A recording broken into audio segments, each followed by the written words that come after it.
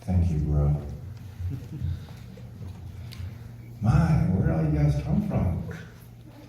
A lot of people here today. For your information, it was Uncle David that wrote letters to me on a pen and paper with pictures of himself at the school, cutouts and things like that. He was a very beautiful and sensitive soul. And when we talked about spirituality and discipline back then, it was a compliment that he was all about religion, because they go hand in hand. You need spirituality, you need religion, discipline. One without the other, it doesn't do well. It goes astray. So we're great partners. It's kind of like Captain Kirk, Star Trek, and Spock. I was the good-looking one, and he was Spock. But anyways, I wanted to kind of touch upon this subject for a while. It's about, man, something that you guys do almost every day, Monday through Friday. It's about the daily influences of money. The daily influences of money. I don't know about you, but I just love to ask people, hey, what do you want to be? Especially kids, what do you want to be when you get older? Especially my kids. One of my kids, he means it when he says, I want to be a billionaire when I grow up. I know there's a guy in here that's giggling, but he says he wants to be a rich soccer player. I wonder who that is. But as far as what we do every day, all the young kids, they're studying to work to make money. Guys in college, they're on the brink, they're almost there. Some of you guys are waiting to work and to make money. Some of you guys are already working and have been working. Some of you guys are retired, getting ready to organize funds. And there's so many different messages out there in the world about how you're supposed to perceive money, that is what I wanted to address today as a Christian and my experiences. There's a church member here that says, you know what? I know when Jesus loves me because he gives me a fat paycheck. You know? Is that your perception of money? I was driving through LA, and 2 hours of traffic on the 10 highway there, and on this huge apartment building, it says, money is the root of all evil, blah, blah, blah, E-Trade. Is that your perception of money? It doesn't do anything. That is what I wanted to talk about. And in doing such, I want to point to this story in the Bible. It's found, if you have your Bibles or apps, it's found in the book of Mark, chapter 12, verse 13 to 17. The book of Mark, chapter 12, 13 to 17.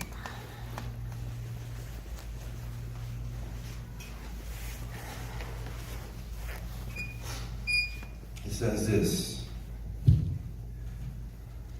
later, they sent some of the Pharisees and Herodians to Jesus to catch him in his words. They came to him and said, Teacher, we know that you are a man of integrity. You aren't swayed by others because you pay no attention to who they are, but you teach the way of God in accordance with the truth.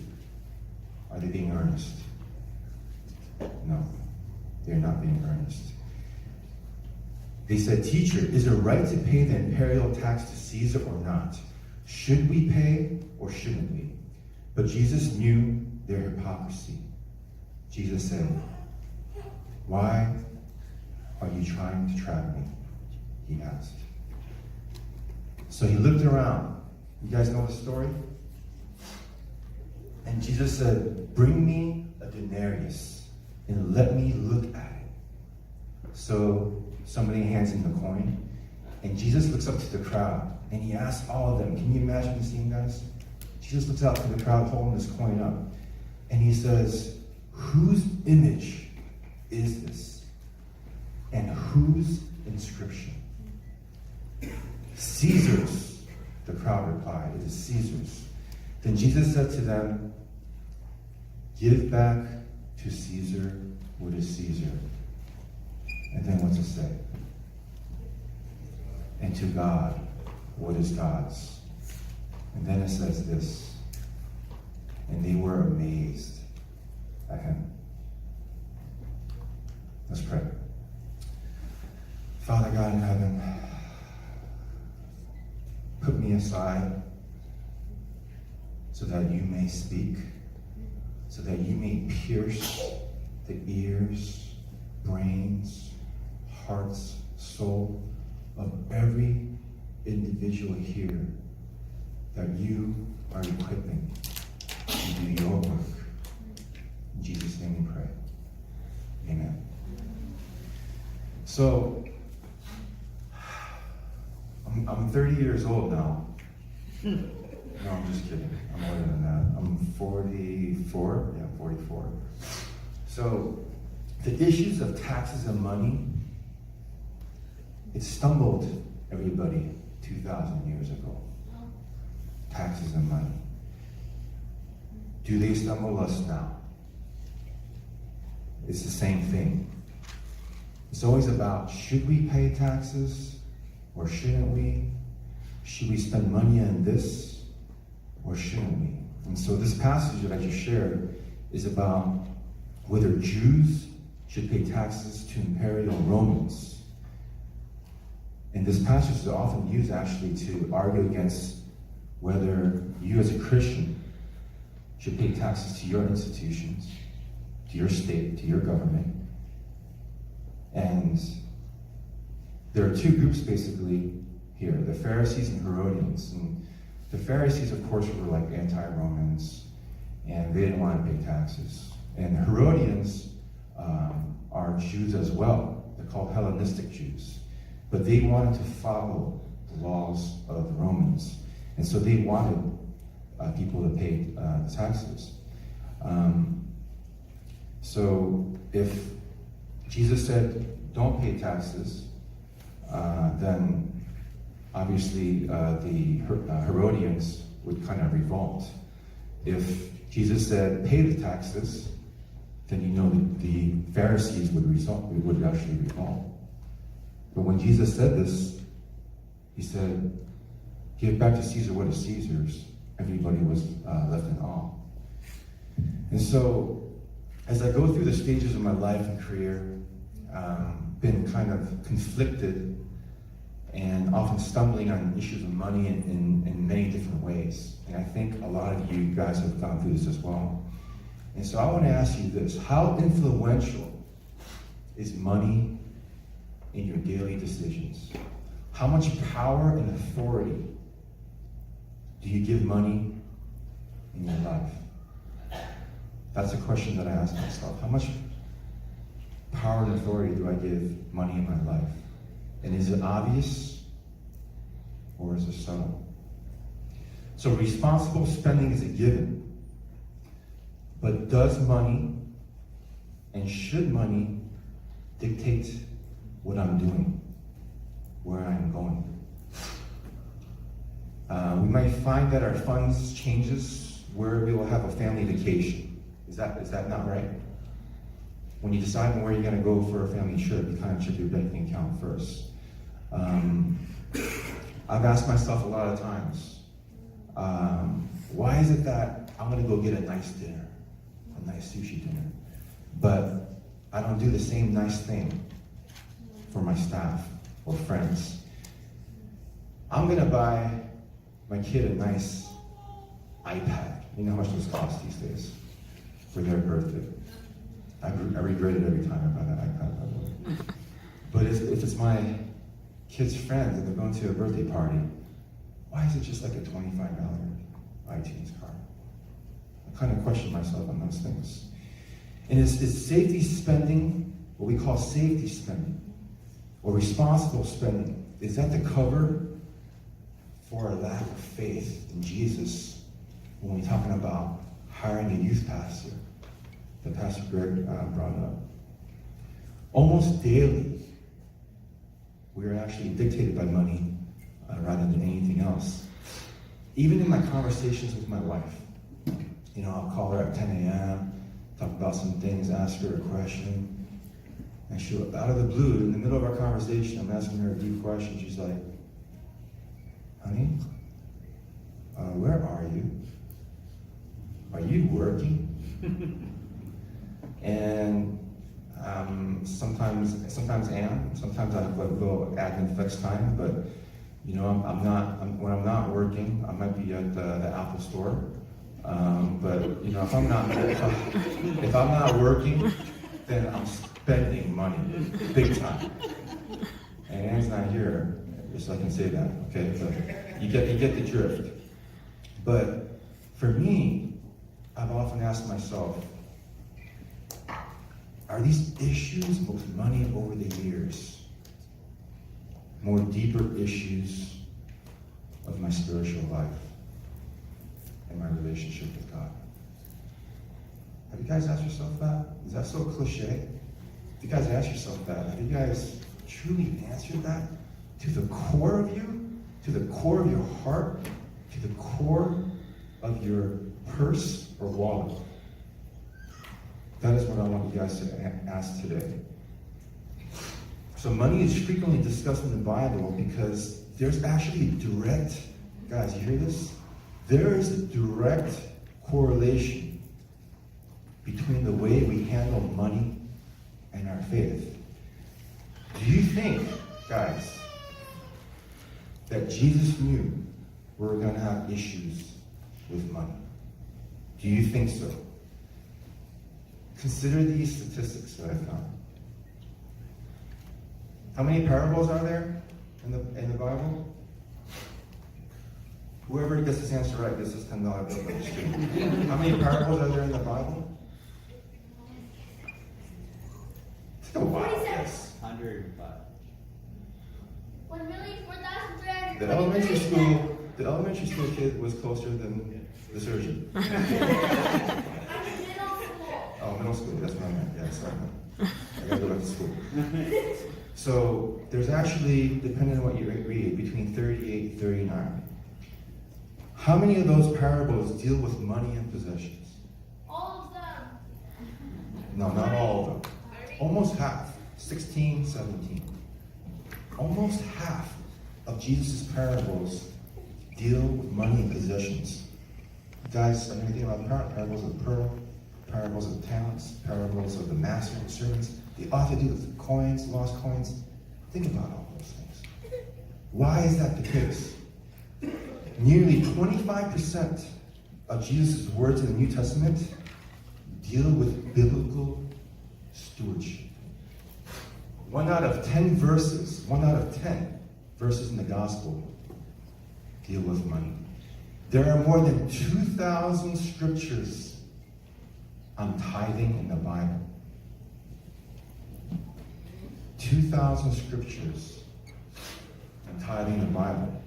That's twice as many as faith and prayer combined. That's twice as many as heaven and hell combined. All these things that we always debate about. So I'm convinced that God cares about our finances and how we use our money. And guys, I read several commentaries, and I'm not a theologian like some of you here, but I read a lot of commentaries on this story, give to Caesar what is Caesar. And I've kind of incorporated some of the things that I learned into the talk today. But honestly, guys, I just want to share what the story means to me, how it affects me, why it makes such a big impression on me. So, you guys know the 4 C's of a diamond? Okay, the guys that are married can't say it, but Oh, wait. The girls, okay, that are not married can say. Wait, actually, I want to quiz the guys that are about to court women into getting married. 4 C's of a diamond. Anybody shopping for a diamond right now? 4 C's? No? You guys know? Forget it. Sharon, say it. Sharon, say it because she's waiting. No, I'm just kidding. Go, say it. Just kidding. Go. Clarity, color, and I don't know what else it is. Quality. Except, let's do this. She said cut, right? It's the cut. This determines how expensive a diamond is. The kind of a cut. Round, I have no idea. I'm not doing that, but cut. Clarity, which means the clearness. Nobody wants a murky diamond. The ladies want clear. Okay, they want a clear diamond, right? So cut, clarity, color. Just like you guys don't want to see like a yellow stained teeth. You want a good color. White teeth. But you want a good color of a diamond, right? So they want clear, white rather than yellow. But the last C. Carrot. Oh, see, this man has been shopping in the Diamond District, New York City, or LA, I forget. But it's actually carat, which means the weight of the diamond. So when it comes to a diamond, precious diamond, there's gemology institutes, all these GIA, all these grades and so forth, because that thing, man, a lot of time and experts go into that thing that you purchase. And when you guys go shopping for a diamond ring someday, you'll go through what I go through, lots of stress, okay, many years back. But the 4 C's of a precious diamond, I want to share the 4 C's of why this passage is precious to me, okay? I don't know how else you guys are going to remember it, so 4 C's, okay? Number 1. And just let me know if I'm going over. Hopefully we've done 15 minutes. The first C stands for Christ himself. Do you know why I love this verse? Because give back to Caesar what is Caesar's, and to God what is God's. That was said by Jesus Christ himself, my Maker, my God, the Messiah. And I want to share something that I don't want to tell too many people. Ever since that my dad passed away in college, I think I've been subconsciously looking for that father figure. And it may not even be a person. It may be like something else that fulfills me, an object. And there's a lot of things in my life. I can name it, sports, whatever, and so forth. But when I went through that tough time of losing my dad, when I was a junior in college, I started reading Proverbs a lot. And I'm no wise guy, but the reason why I love things like Proverbs is because it always addresses the reader as my son, my son. And so when I hear things like that in the Bible, it captures my attention. It captures my heart. And so times when I'm down, you know in the Bible how Jesus' direct words are in red? My mind just goes bing. It's like, oh, this is my Father talking. This is my Maker. The first C is what? Christ himself. The second C is the outcome C. Outcome quotes C. So let me tell you what I mean by this. You know how when we scheme in our lives about our daily issues and conflicts, our kids in school, it's like we talk and it's always about, oh, you know what? If you choose this, this is going to happen. Outcome A. If you choose this, it's outcome B. But you know what we often forget about? Is outcome C. Christ's outcome and event. So here's what I mean. Like in the verse, they gave Jesus some choices. Would you pay or not pay? But it's like, boom. Jesus kind of threw in that phrase, and it's like, wow, it just blew everybody away. This outcome see. So not too long ago, I was sitting right here, and I was calculating how much tithe I had to pay. I opened up my little bank account, my app, while Pastor Greg was preaching a little while back. And he probably thought I was looking at my Bible app, but I was actually looking at my bank account because I'm a little late on tithe, and I'm always worried about Scott hounding me, the treasurer. No, just kidding. He never does that. He never does that. But there was a time when I had to wait about 3 to 4 months. I waited about 3 to 4 months to pay my tithe. I've been trying to pay tithe more the last few years. And I've been late. And so I'm sitting here during the sermon just calculating things. And I finally wrote down a piece of paper. I'm covering my paper because I don't want my kids to see. I'm not saying it's a big amount or anything like that, but everything's out in my bank. And my kids sometimes can't keep a secret.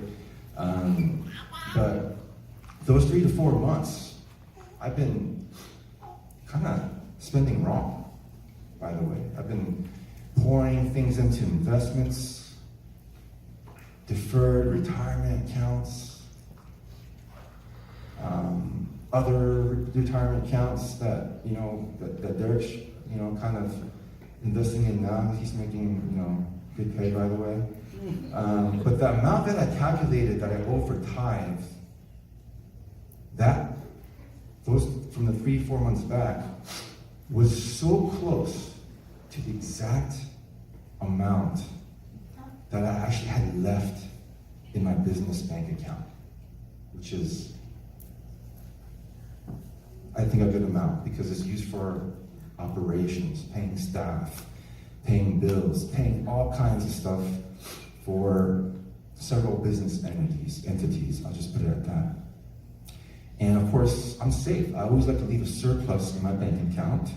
But if I wrote the check of how much I owe for tithe, it would pretty much leave like $10 in my bank account. But I sat and prayed, thought about it, and I contemplated the possibilities in my mind during that sermon. So I was thinking, a couple of things, one of two things is going to happen. Either probability A, if I pay this amount, write this check, it's going to clear in a couple of days, it's going to empty out my bank account. Probability A, I thought my distribution from the businesses, the funds, should come back in the following week to provide a nice buffer. Kind of just replenish my bank account. Because I don't get a regular paycheck. It could be monthly, it could be quarterly, there's not always a way to predict. So I thought that's probability A. Probability B, I thought, all right, maybe this is God testing me. Maybe he's testing my faith. If I write this check, the other option is this. God would open up the storehouses, in that verse when you pay tithe, God's going to open up your barn and all kinds of stuff, storehouses, whatever. But that's what I was thinking. God's going to open up the storehouses from my prior tithing. He's going to bless me in ways unimaginable to fill my bank account with a huge surprise. That's what I was thinking. It was a test of my faith. But guess what happened? A couple of days later, my check cleared because Scott went to the bank. I always want him to just wait a few days, right? I always say, hey, just wait, man. Just wait a little bit. Don't I say that to him? And then a few days passed again, and now I'm checking my bank app every hour while I'm awake and asleep. Checking my bank app to see if some funds are coming in, some reimbursements, some checks, business distribution. 4 days go by. Fifth day, somewhere around there, I get on my knees by my bedside, start praying, saying, God, man, I just know this is a test of my faith. I know you're going to take care of me. So finally, after 7 days, guess what happened to my business checking account that a lot of my accountants follow, my managers follow? What do you think happened? Huh? Got replenished? No, it bounced. It bounced. Okay? So now I was in real panic mode because any day, like more bills, I'm refraining from talking about exact numbers, so that's why I'm trying to curb myself. But any day more, it'll actually auto pay all these other bills. And then, I'm getting these, alerts about, hey, low funds, or whatever, and so I really started to panic. But as I was meditating and praying through that experience for the next few days and few weeks, you know what I realized that I can share right now? Something else happened. It wasn't option A in my mind or outcome B. It was actually outcome C. The best thing happened. So what was outcome C? It was Christ's intervention, because from that day on forward, it actually changed me again. I've been learning crazy things about tithing in the last 7 years, but it changed me again because it taught me to actually pay a piece of my a piece of my funds via tithe to God first rather than last. And it set up a framework for acknowledging God by the first fruits, what tithing really means. That my practice sold for a small amount, all these things, but when I'm employed now, but when I get a paycheck now, I don't pay the bills first. I pay tithe first.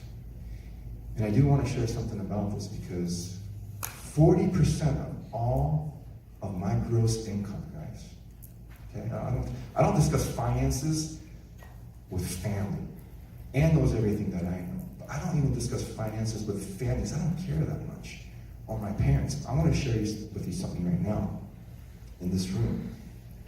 About 40% of everything that I make, it's not a whole lot, but everything that I make goes into taxes. I don't fight it at all. Ask my CPA.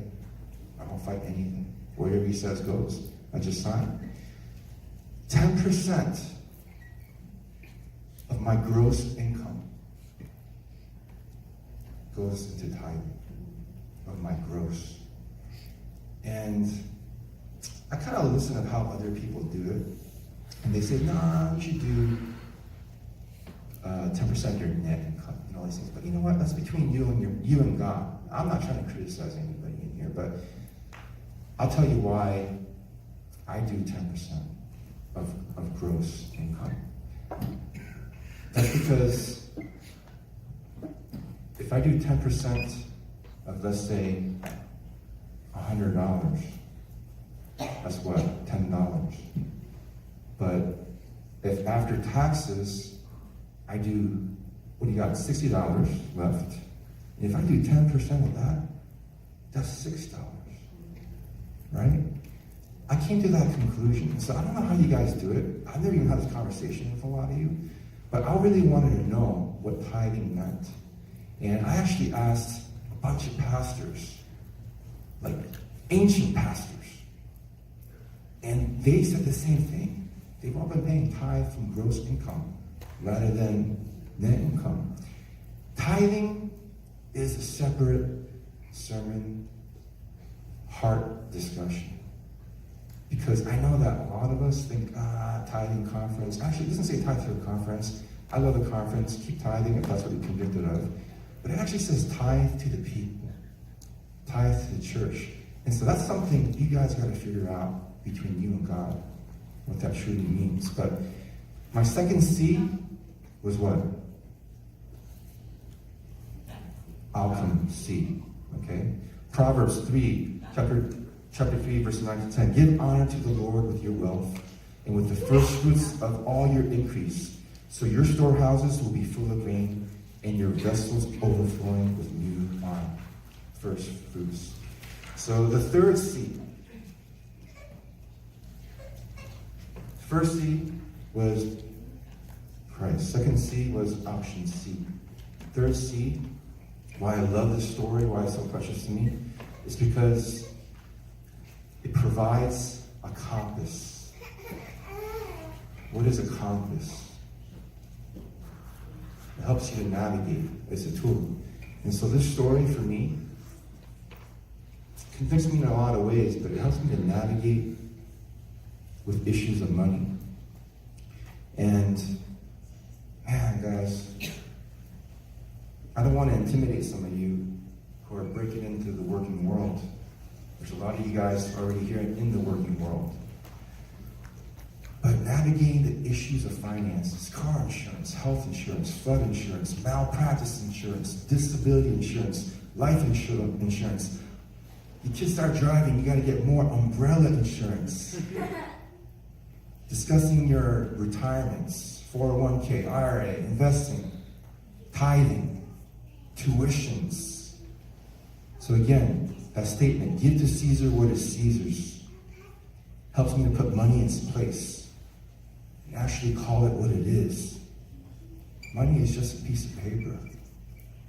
It's just an object. So, compass. Let me share with you guys a story. Another very personal story that I haven't shared with a lot of people. Uncle David knew me when I was going through this experience, when I was at Andrews. And when I was a junior there, I flew home for something. After Thanksgiving, first week of December, this happened on December 6th. And here's what happened. I was sitting around on the floor and carpet. And it was my mom and myself sitting on the carpet. And basically, we're looking at this big pile of money. Cash. Checks. We were exhausted. I actually came back from a big event, an event that changed my life, shaped me. We just came back from my dad's funeral. We had just buried my dad. This is Collinsville, Tennessee. Sold our house and all that. He got sick, he got cancer. And by the way, Jennifer and Abe Lim, this event, they took us in because we didn't have a house at that time. This happened actually in their house. Abe and Jennifer led on their carpet downstairs as my mom and I were having a private discussion. And so we came back and just looking at the money and cash, a pile of it that people gave us after the funeral, and very kind, very generous. But for me, as I stared at that pile of wealth, there was not a single morsel of joy or comfort or peace that money provided that moment. No, I'm not going to cry, don't worry. I got a tissue here. Because money cannot replace my father, who is now gone, who I miss so much. But in that moment, for the first time in my life, I called money what it is. Meaningless pieces of paper. I actually cursed it. But that event shaped how I viewed money, my perception. And I forever disconnected myself from the comforting effects of money. So over the years, some people have mislabeled and misinterpreted me. If I buy them a dinner, give them a little gift here and there, and some have called me generous. Sometimes a family member might say, hey, are you irresponsibly spending? But I am neither generous nor an irresponsible spender. I am actually a product of how Jesus shaped my perception of money that day on my dad's funeral. Why should a piece of paper be given more respect and love than a person when you guys give to others, right? In your family, even in your workplace, that is your church. You are a shepherd to your flock. Whatever that flock is. Your flock may not be your kid. It's not just your family, your kids. Your flock may be your work family. Your flock may be your volleyball family, basketball family, small women's group family, men's group, your classmates, your schoolmates, your college mates. So the third C is provided a compass. This is my last C, and we're done. Did it take a long time? Probably. Okay, this is my last C. The fourth C stands for Jesus claims us through this story. So, listen to this, guys, okay?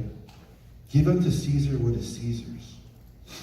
But what is the second part of that sentence? Give back to God what is God's. If the coin belongs to Caesar, because Caesar's face is on that coin, guys, what belongs to God? What belongs to God? It's you. What's on your face and your heart? It's the image of God. You guys get that? Caesar's face is on this coin. What Jesus lifts up, you, the image of God, is on you. Genesis 1, 26, 28. Then God said, let us make humans in our image, according to our likeness. Let them have dominion over the fish of the sea, over the birds of the air, and over the cattle, over all the earth, and over every creeping thing that creeps on earth. So God created humans in his own image. In the image of God, he created them. Male and female, he created them. Then God blessed them. Martin Luther, 1500s, German theologian, Protestant reformer. He wrote this many years ago, over 500 years ago. Listen to this, guys. There are 3 conversions necessary. 3. The conversion of the heart, the conversion of the mind, and the conversion of the purse. I guess they had purses. Those expensive ones 500 years ago. So if we store up money because we are worried about our security, that's going to just make us more anxious. And so this verse,